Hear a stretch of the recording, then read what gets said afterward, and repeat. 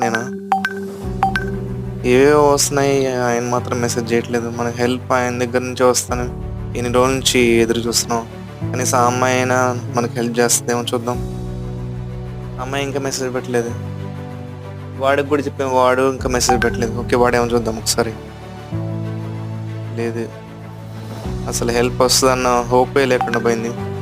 వాడు తప్ప అందరూ మెసేజ్ చేస్తున్నారు, అమ్మాయి తప్ప అందరూ మెసేజ్ చేస్తున్నారు. చా ఇలా మనము అనేక విధాలుగా మనం హెల్ప్ కోసం చూస్తూ ఉంటాం కదా. మనము ఒక విషయము ఒక ఫ్రెండ్ దగ్గర నుంచో, ఒక అమ్మాయి దగ్గర నుంచో, ఒక అబ్బాయి దగ్గర నుంచో మనం హోప్ పెట్టుకొని ఉంటాం. హోప్ మనుషుల మీద పెట్టుకొని వాళ్ళు చెప్పిన మాట చేయలేకపోతారు, చేయగలిగి కూడా చేయలేకపోతారు. కొంతమంది వాళ్ళ సామర్థ్యం సరిపోక చేయలేకపోతారు. కానీ దేవుడు ఏం చెప్తున్నాడు?